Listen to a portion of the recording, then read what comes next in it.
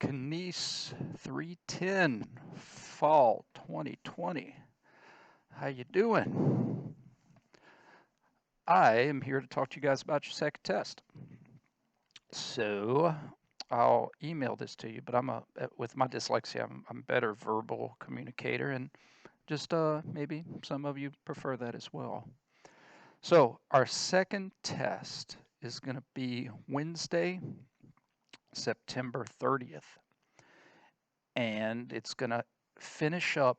I think I actually sent you guys this information that it's going to be lower extremity motions, positions, ankle subtalar, knee, hip, pelvic girdle, and then trunk, because that pelvic girdle motion affects hips and trunk, because as your pelvis does this, your trunk leans back the other way, again, to keep your shoulders level and eyes level. So when that pelvis kind of does its thing and you're standing, you can't help but have trunk and hip stuff be affected.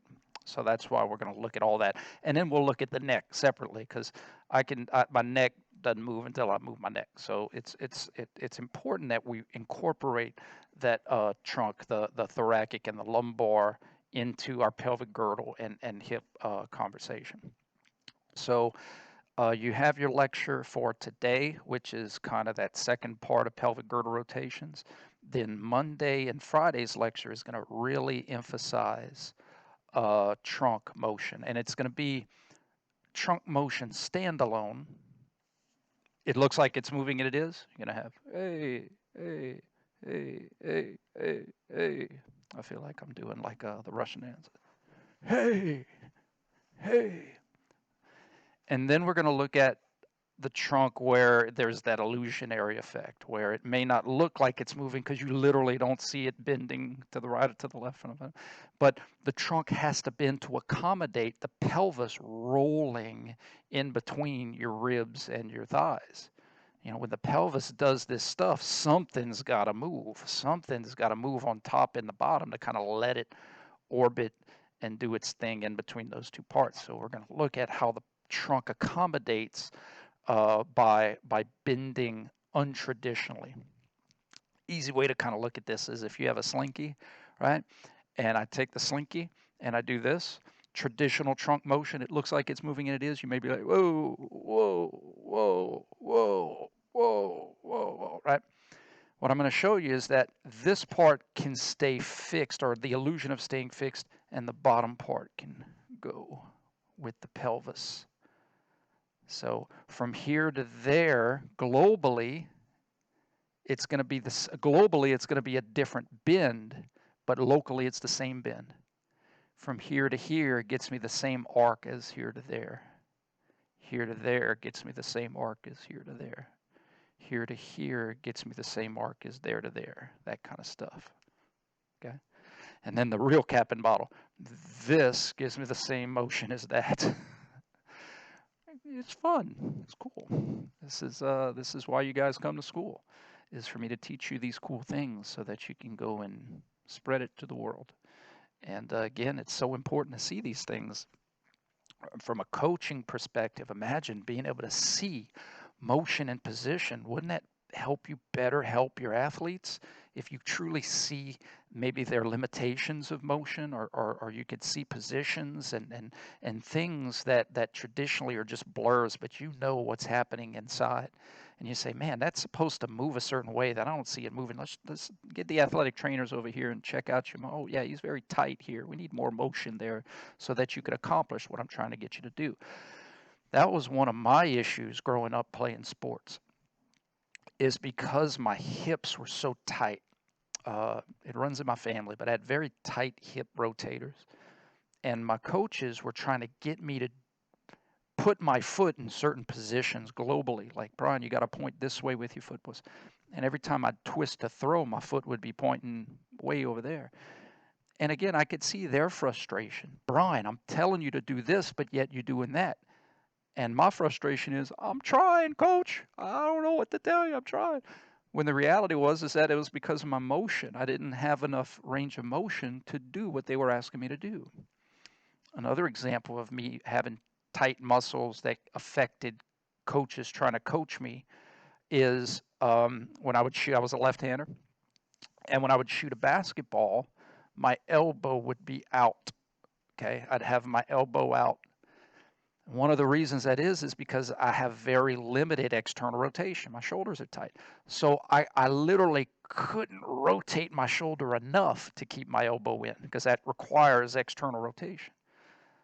So I'd be at the limits of my rotation if I had my elbow in. And so it was more natural for me to have my elbow out because I had limits of range of motion.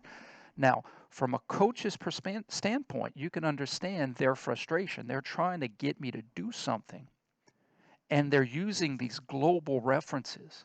Brian, put your elbow in. That's a global reference. Bring this segment in. But the coach, and he's old school, and I love him to death, but he wasn't addressed to the inner workings of joints, positions, range of motion, to be able to say, maybe there's a reason he's not able to do what I'm asking him to do.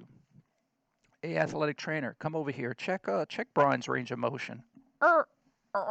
Whoa, he's very tight in his shoulders.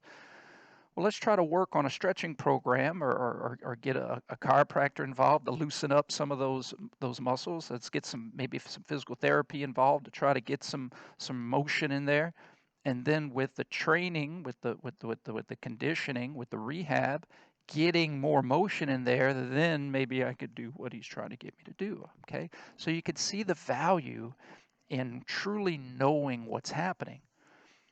Every person you work with is a different set of cards that the deck reshuffles.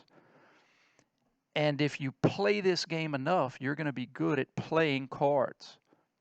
Even though not every hand's a winner, the more you play, the more hands you see, the better you'll be able to play the game. Okay? So that's life, and that's what I'm trying to teach you guys.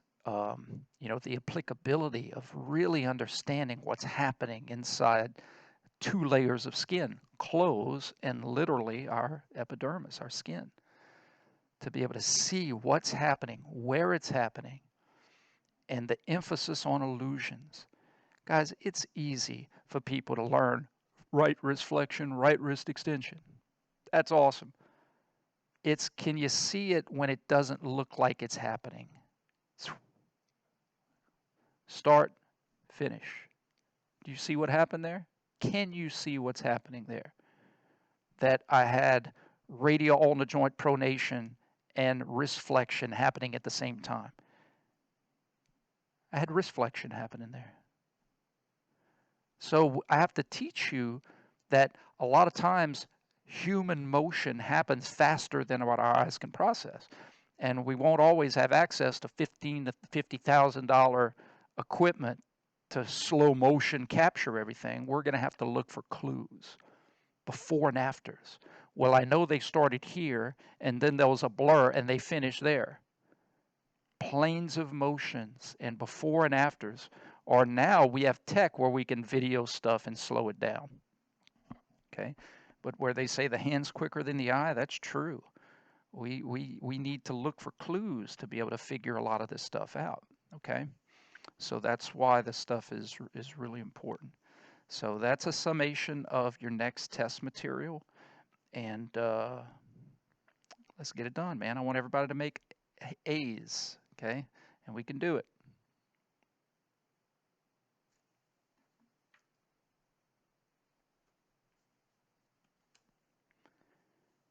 Hey, everybody. I think you guys can all make A's.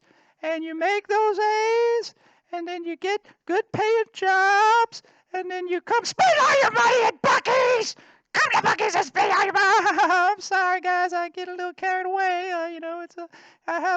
It's my family's business, and I gotta get a little carried away. So I hope all you guys do really well, and you make all the good grades. And once you get your jobs, and you come over to Buc-ee's, and you eat all of our food and all of our drugs. I mean our flavorings and our beaver nuggets and our gas. So you guys, good luck, guys. Bye.